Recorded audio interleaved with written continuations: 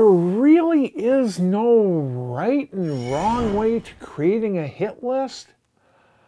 Outside of, quite frankly, if you just don't want to have one. If you don't want to have one, don't create one. You absolutely do not have to create a hit list to have an extremely successful season. What's a hit list? A hit list is absolutely nothing more than a list of bucks that, you know what, if you or anyone else are hunting this property, feel free to shoot these animals if you have a legal and ethical crack at them.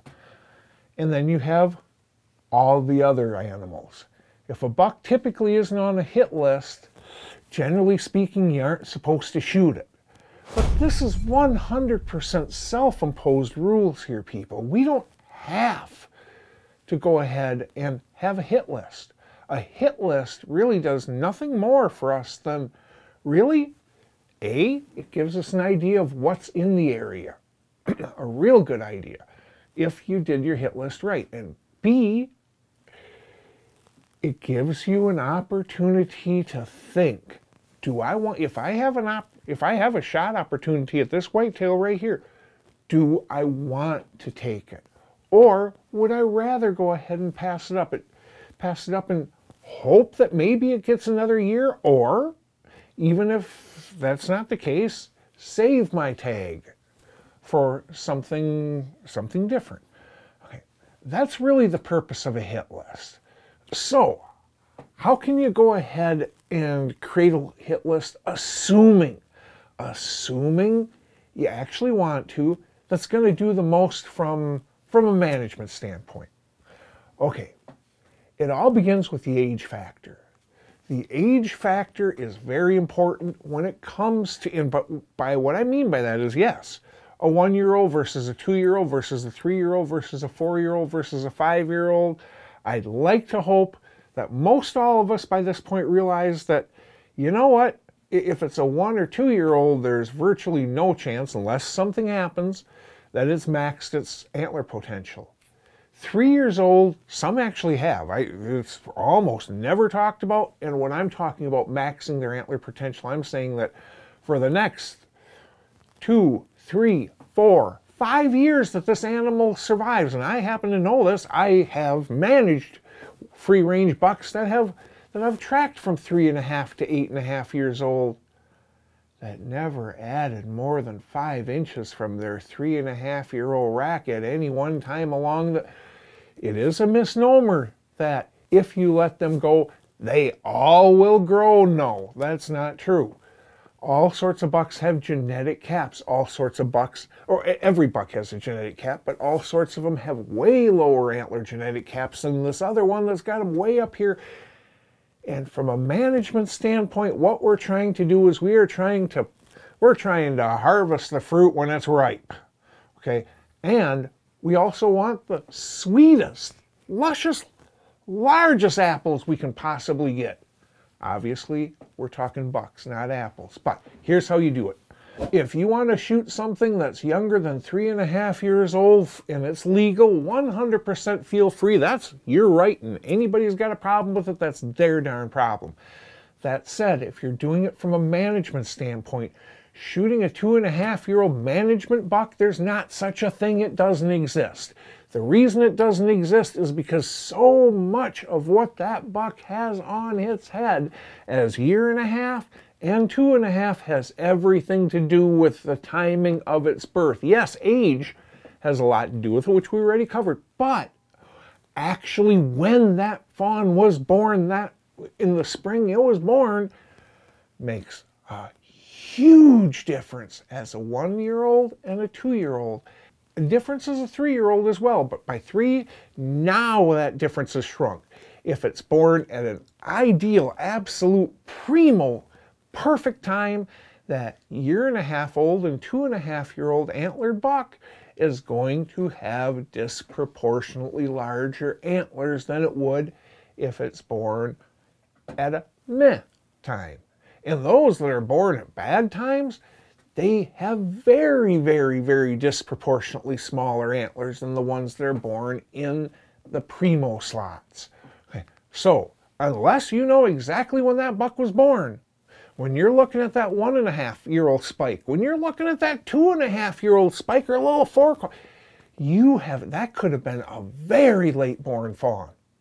Each rack is, outside of an injury, is almost a lock to get bigger from, a nubbin buck in a year and a half and a 2.5, and a 2.5 to a 3.5.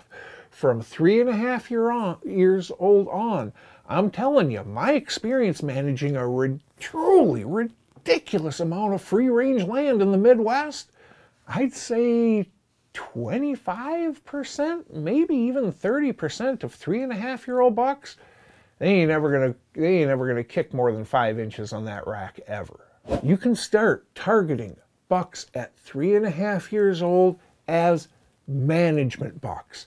By a management buck, all I mean is this buck is not going to achieve, most likely, not going to achieve the inches of antlers that, that buck over there will, that buck over there will, that one there will, and that one over there will. The overwhelming majority of bucks on this ground are likely to kick larger antlers than this one. As we've covered before, we've got X number of slots that we can hold mature bucks on in this property. No property can stockpile bucks past the cap that habitat can handle. You just can't do it. So if you have more bucks than that, what ends up happening is dispersal. They kick off to the neighbors. The two things that removing management bucks can do to help you is 1, remove a multi-feed, 2, remove the amount of social pressure on that property to hopefully hold a few more of those truly magnificent animals. So you can target your 3.5-year-olds. When targeting a 3.5-year-old, what you're looking for is a rack that has essentially virtually nothing spectacular about it. You want it to have relatively few tines. You want the tines to be short. And you know what? Short, stubby, fat ones, those racks tend, unless they've got junk, tend not to turn into, holy mother of Jupiter, this thing is huge. No, they are the racks that tend to, he might add 5 inches next year. He might add 2 inches the year after that. Maybe 5 after that. But in the meantime, he is literally trashing that property's buck population by intimidating the heck out of them, beating the snot out of them. If you can remove that animal as a 3.5-year-old, because, most of my other 3.5-year-old bucks here are 9 points or better. Well, few of them are kicking junk. Good, nice long tail. This one's 8 points, no junk at all. Short, stubby, tiny. That one might not be a bad one to remove.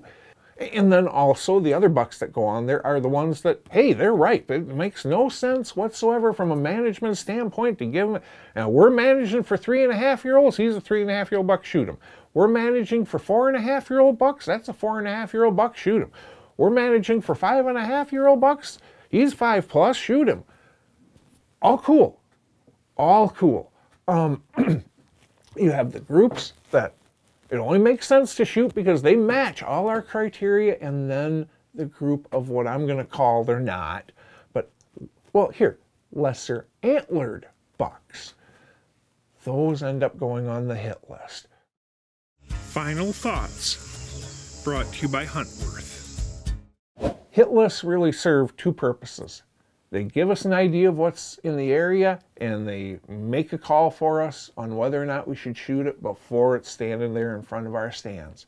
There is no reason anybody has to have a hit list. None, unless we want to.